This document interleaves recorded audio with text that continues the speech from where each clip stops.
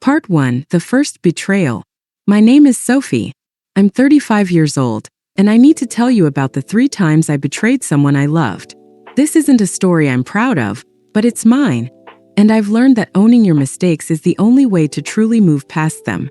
The events I'm about to describe happened when I was 25, but to understand why I made the choices I did, I need to take you back to when I was 19, back to when I thought I knew what love was. I met Ethan at a coffee shop near campus. I was 19, studying photography but not really committed to anything. He was 27, confident, established in his IT career, and he had this way of looking at me that made me feel like I was the only person in the room. We started dating within a week. Those first 2 years felt like a dream. We traveled constantly, hiking trips in the Appalachians, weekend getaways to the coast, camping expeditions with his large circle of friends. Ethan had this adventurous spirit that I found intoxicating. He made me feel alive in ways I'd never experienced before. When I turned 21, we moved into a small apartment together in the city. It was a modest place, but it was ours. Ethan worked long hours at a tech startup, while I bounced from job to job: barista, retail associate, event coordinator. Nothing felt right. I was searching for something, though I couldn't articulate what. Our apartment became the gathering place for Ethan's friends. They'd come over for movie nights, poker games, impromptu parties that would last until 3 in the morning. I loved the energy, the constant social stimulation. I felt like I was part of something bigger than myself. Among Ethan's closest friends was a guy named Marcus. He was 2 years older than me, worked as a graphic designer, and had this artistic, brooding quality that drew people to him. Marcus was beautiful, there's no other word for it. Dark hair that always looked slightly disheveled, intense green eyes, and a smile that seemed to hold secrets.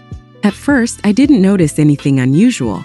Marcus was just part of the group, someone who crashed on our couch after late nights, someone who joined our camping trips and beach weekends. But slowly, over the course of several months, things began to shift. Started with small things. When Ethan would leave the room to grab more beer or take a phone call, Marcus would move closer to me on the couch. His hand would brush against mine when we were passing dishes during dinner. He'd hold eye contact just a beat too long when we were talking. And those looks, God, those looks. They made my stomach flip. I knew I should have shut it down immediately. I knew I should have told Ethan or created distance with Marcus. But I was 23 years old and the attention felt good. It felt exciting. My relationship with Ethan had settled into comfortable routine, and Marcus represented something forbidden, something electric. I started returning the signals. Small touches when no one was looking, lingering hugs goodbye, text conversations that went late into the night, discussing art and music and dreams, conversations that felt more intimate than anything physical. I remember one specific night about a month before everything fell apart. We were all sitting around a campfire during our annual camping trip. Ethan was telling a story about some bug in his code that he'd been debugging all day, and everyone was laughing. I sat between the two of them, feeling the warmth from the fire and the wine in my blood. Marcus quietly asked if I could pass him the blanket that was behind me. As I turned to grab it, our fingers touched. It lasted only a second, but an electric current ran through me. I could see from his face that he felt it too. That night, while Ethan slept in our tent, I lay awake hating myself. I knew I was playing with fire. I knew this would end in disaster. But part of me, the part one was most ashamed of, didn't want it to stop. That night then came the night that changed everything. Ethan was away on a business trip, gone for 3 days. Marcus texted me around 9 in the evening, asking if I wanted to come see some artwork he'd been creating. I knew what I was doing when I said yes. I knew exactly what would happen. His apartment was smaller than ours, filled with canvases and half-finished paintings. We drank wine. We talked about everything and nothing. And then, inevitably, we kissed.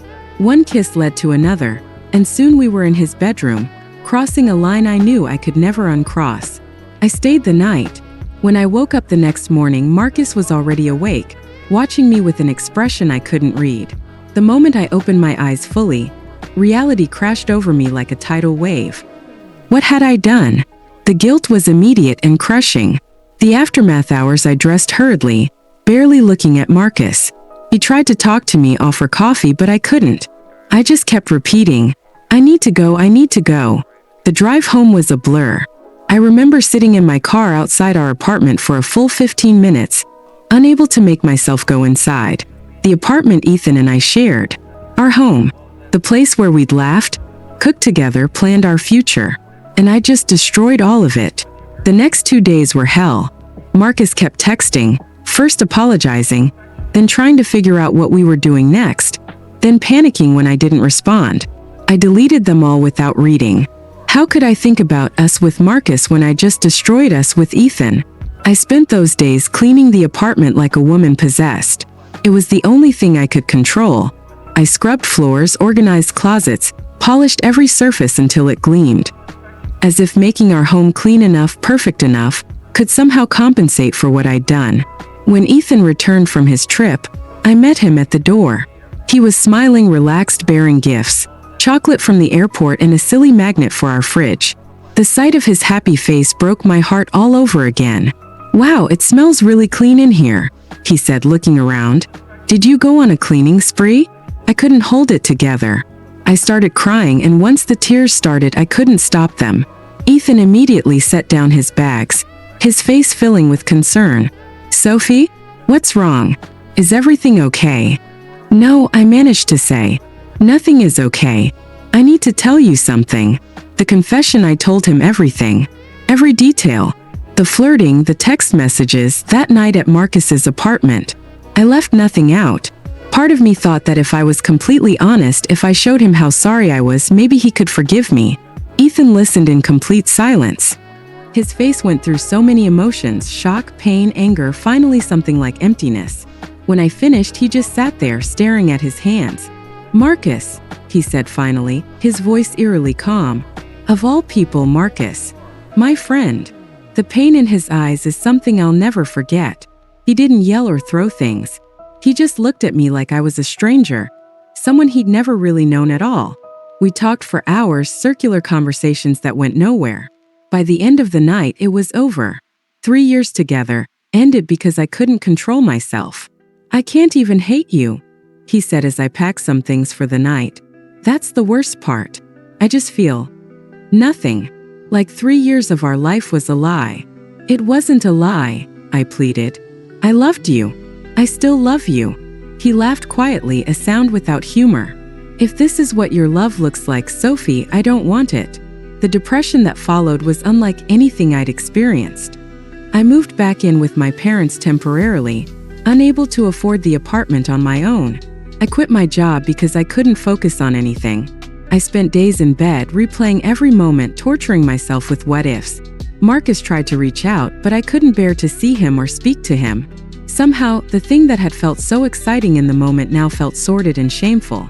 I destroyed something good for what? A few hours of passion with someone who barely knew me? What I didn't expect was what happened next.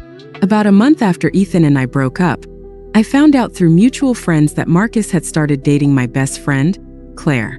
Claire, who had been my shoulder to cry on through the breakup.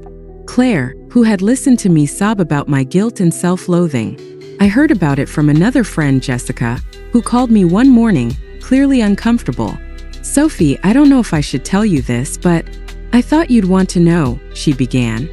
"I saw Marcus and Claire together last night, and they looked like a couple." First, I thought she was mistaken. Claire knew what had happened between Marcus and me. She knew the pain it had caused. She would never do this. But when Jessica sent me a photo she'd taken, Marcus with his arm around Claire's waist, both of them smiling, reality hit me. The betrayal cut deep, but I also understood it in a twisted way. Marcus couldn't handle my emotional breakdown. He'd wanted the fun, exciting Sophie who flirted and laughed, not the broken, depressed version. And Claire? She'd always had a thing for him. I'd known it even when I was with Ethan. In some dark corner of my mind, I wondered if my betrayal had given her permission to pursue what she'd always wanted. I wanted to confront Claire. God, how I wanted to. I wrote and deleted so many text messages. I rehearsed what I would say when I saw her. How I'd call her two-faced. How could she pretend to be my friend while doing this? But every time I was about to reach out, I remembered Ethan's face when I confessed to him. I remembered the pain I'd caused. And I realized, what right did I have to be outraged? I'd done the exact same thing. Worse even, because Ethan had trusted me completely, whereas Claire had at least waited until we'd broken up. This realization didn't make the pain easier. If anything, it made it worse. I couldn't even allow myself righteous indignation because I wasn't the victim in this story. I was the person who'd set all of this in motion. I wish I could say I handled it gracefully, but I didn't. I cut them both out of my life completely, blocked their numbers, unfriended them on social media, avoided any place I might run into them. The pain was too raw, the humiliation too fresh. Part 2. Finding James. During all this chaos, there was someone quietly watching from the periphery. A man named James. He was a friend of my father's, someone who had been around for family gatherings and barbecues for years. James was 50 years old, divorced, with grown children who lived across the country. He was a literature professor at the local university, soft-spoken and thoughtful. I'd never paid much attention to James before. He was just part of the background of my life. But after my breakup with Ethan, he started showing up more frequently. He'd bring books he thought I might enjoy. He'd invite me for coffee to talk through things. He never pushed, never made me feel pressured or uncomfortable. The early days with James, at first, our conversations were surface level. He'd ask about my day, recommend books, talk about his classes. But slowly, as I began to trust him, I started to open up. One day, as we sat in his favorite coffee shop near campus, he asked me about my plans for the future. I started crying right there, in the middle of other patrons and their laptops. I was so mortified. I hadn't cried publicly since the day I confessed to Ethan. James didn't panic. He quietly pushed napkins toward me, waited for me to calm down, and then said, "Why don't we go for a walk?" We walked for hours that day. I told him everything about Ethan, about Marcus, about Claire, about how I felt like I destroyed my life so completely that I could never rebuild it. He just listened, occasionally nodding, sometimes asking a gentle question, but never judging. "You know what's amazing about people?" he said when we finally sat on a bench in the park. "We're incredibly resilient. You think this is the end, but it's just a chapter. Painful one, yes, but not the last one." It was the first thing anyone had said to me that didn't feel like an empty platitude. Not time heals all wounds or you'll find someone else. Just a simple truth. This was a chapter, not the whole book. James became my lifeline during those dark months. He understood heartbreak and regret in ways my peers couldn't. He'd been through divorce, had made his own mistakes, had lived long enough to know that shame eventually fades if you let it. We'd sit in coffee shops for hours while he listened to me process my guilt and pain. He never judged, never offered platitudes. He just understood. The 4-year journey, our friendship continued for 4 years. 4 years of slowly rebuilding myself, of finding work I actually cared about. I eventually became a freelance photographer, of learning to forgive myself. James was there through all of it, a constant, steady presence. He encouraged my photography in ways no one else had before. When I said I didn't think I was good enough to go professional, he asked to see my work. I reluctantly showed him some photos on my phone, landscapes I'd taken on hikes, details of city architecture, portraits of friends. "Sophie," he said, scrolling through them, "you have an eye, a real eye. You see things most people miss. But there are millions of photographers, and only one of them is you," he interrupted. "It's not about being the best. It's about finding your voice, your way of seeing the world." He helped me build my portfolio, connected me with his contacts in the art community, even let me use a room in his house as a temporary studio. He never made me feel indebted or like I owed him anything. It was just what friends do. By the time I was 27, my photography business was starting to grow. I had clients, publications in local magazines, even a small exhibition at a community gallery. And through it all, James was my biggest cheerleader. I was 27 when I realized I had feelings for him that went beyond friendship. It wasn't a sudden revelation, but a gradual understanding that I looked forward to our conversations more than anything else in my week, that I noticed the way his eyes crinkled when he smiled, that I felt safe with him in a way I'd never felt with anyone else. The age gap bothered me at first. 23 years is significant, but James had never been anything but respectful, and our connection felt genuine. When I finally worked up the courage to tell him how I felt, he was hesitant. He worried about the optics, about what people would think, about whether I was truly over my past or just seeking security. "Sophie, I care about you," he said, and my heart leapt until he continued, "But I care about you enough to make sure you really want this. I don't want to be another mistake you'll regret." His words, though painful, showed me how different he was from the other men who'd been in my life. He was thinking about me, about my well-being, even when it meant denying himself what he wanted. We took things incredibly slowly. Dated for 2 years before I moved in with him.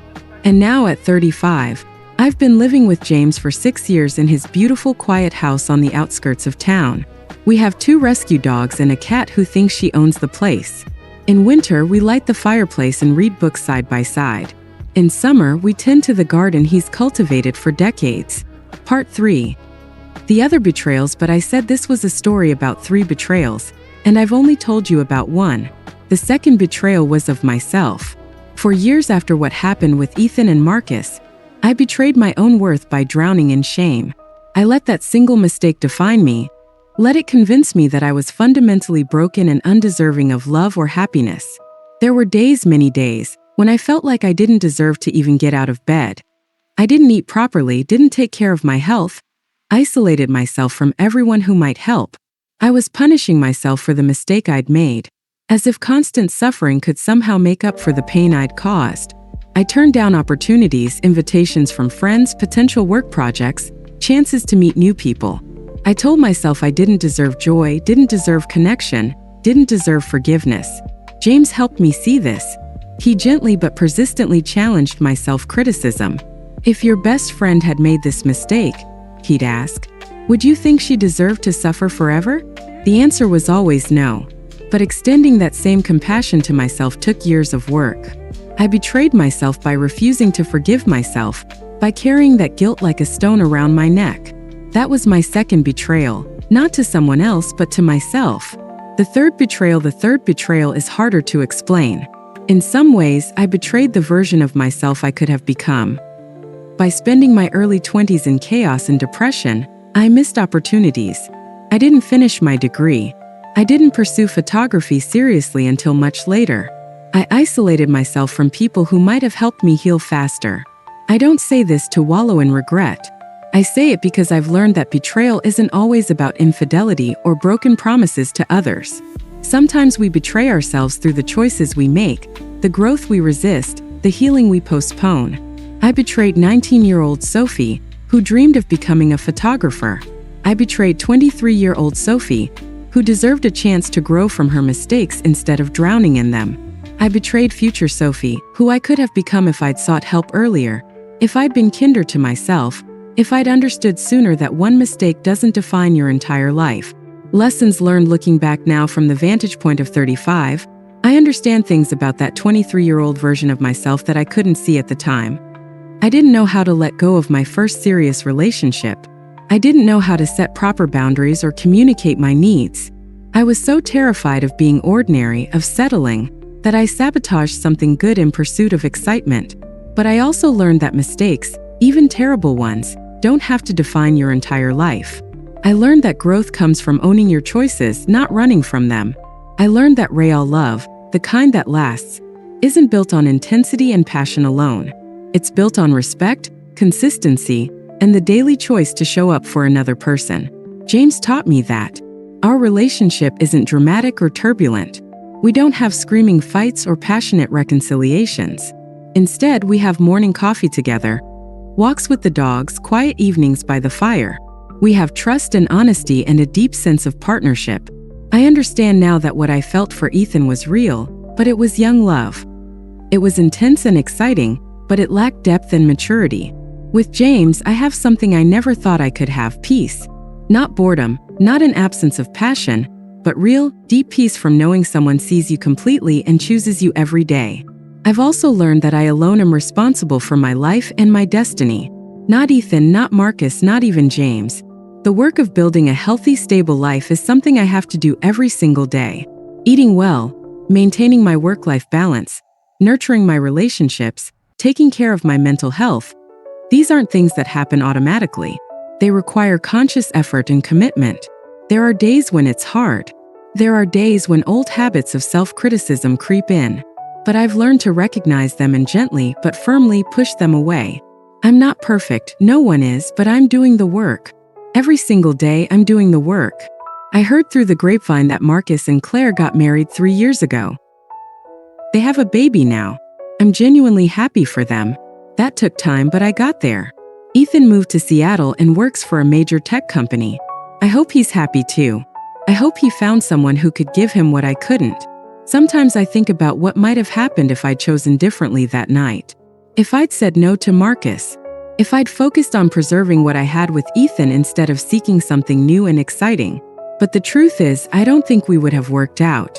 Not because Ethan wasn't wonderful, he was, but because I wasn't ready. I wasn't the person I needed to be to make that relationship work. I needed to grow, to fall, to learn who I am when no one is watching.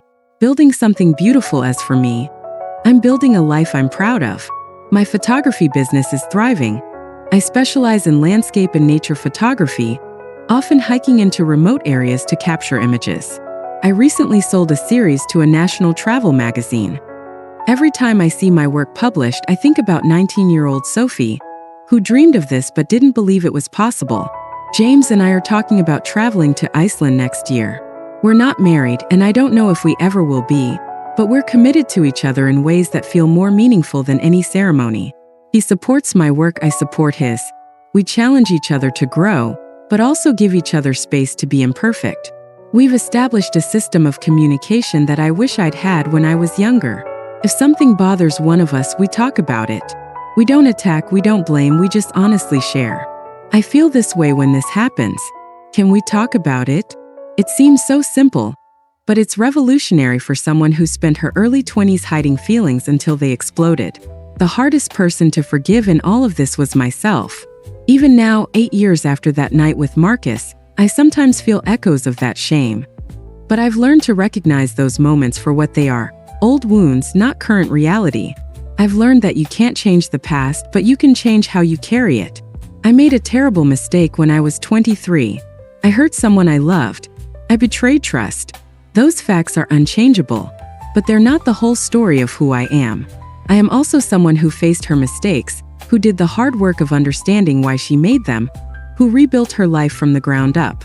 I am someone who learned to love more maturely, to communicate more honestly, to value stability and trust over excitement and novelty. The burning ritual over the years. I've written so many letters I never sent. Letters to Ethan, apologizing more eloquently than I could in the moment. Letters to Marcus, trying to understand why we did what we did. Letters to Claire, oscillating between outrage and understanding. Letters to my 23-year-old self, telling her everything I wish she'd known. James suggested I make a ritual of them. One evening about 3 years ago, we built a fire in our backyard. I read each letter aloud. It was painful, cathartic, necessary. And then I burned them one by one, watching my words turn to smoke and disappear into the night sky. "You're releasing it," James said, holding my hand as the last letters burned. "You're keeping the lessons but releasing the pain." He was right. Something shifted that night. The weight I'd been carrying became a little lighter. Some nights, when James is already asleep, and I'm sitting by the fireplace with a glass of wine, I think about alternate timelines. What if I'd never gone to Marcus's apartment that night? What if Ethan and I had worked through our issues? Would I be happier? The truth is, I don't think I would be. Not because I'm glad I cheated, I'm not. But because I don't think I was capable of being a good partner at 23. I had too much growing up to do. Too many lessons to learn about myself and relationships and responsibility. My mistakes hurt people, including myself, but they also set me on a path toward becoming someone better. Someone more self-aware, more compassionate, more grounded. I don't believe everything happens for a reason. That seems like too convenient a philosophy, too ready an excuse for causing harm. But I do believe we can find meaning even in our worst moments, if we're willing to do the work. A message to you if you're reading this and you've made similar mistakes. I want you to know that you're not irredeemable. You're not forever defined by your worst moments. But you do have to do the work. You have to face what you've done honestly, understand why you did it, and make different choices going forward. You have to forgive yourself, which doesn't mean excusing your behavior or pretending it didn't matter. It means acknowledging that you're human, that you're capable of both mistakes and growth, and that you deserve the chance to become better. Here's what I would tell my 23-year-old self if I could. Sophie, you're going to make a mistake that will hurt someone you love.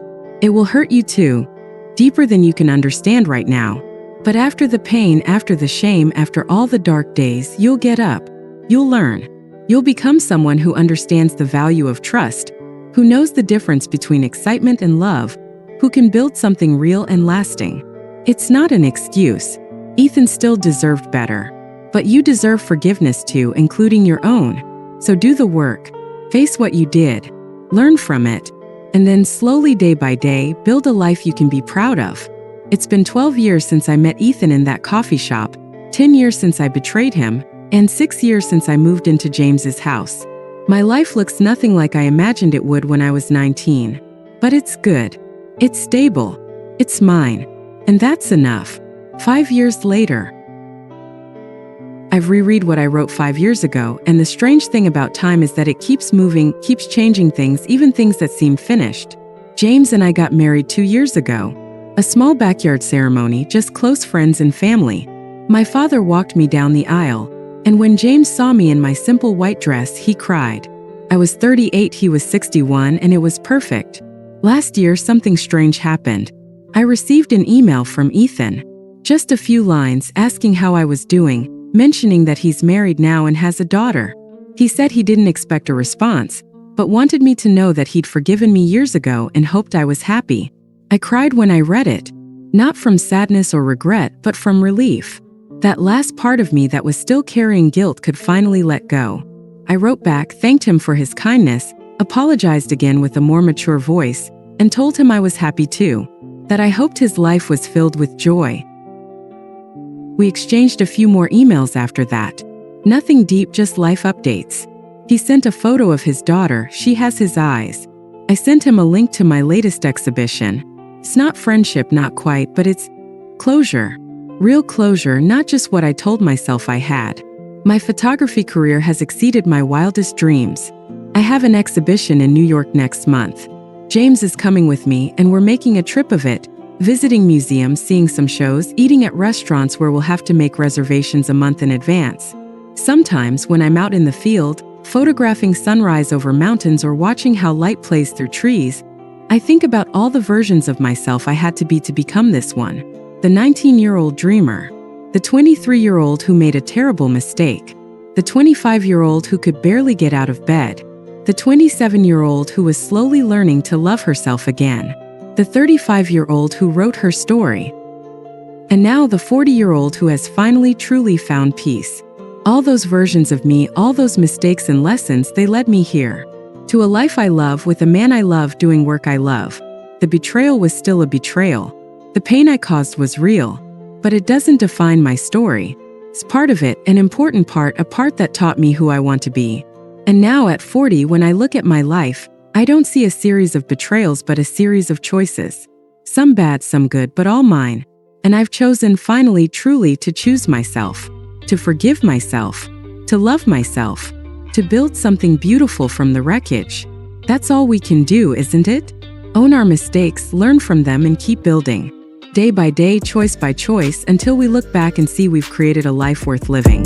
A life that is more than enough. A life that is home.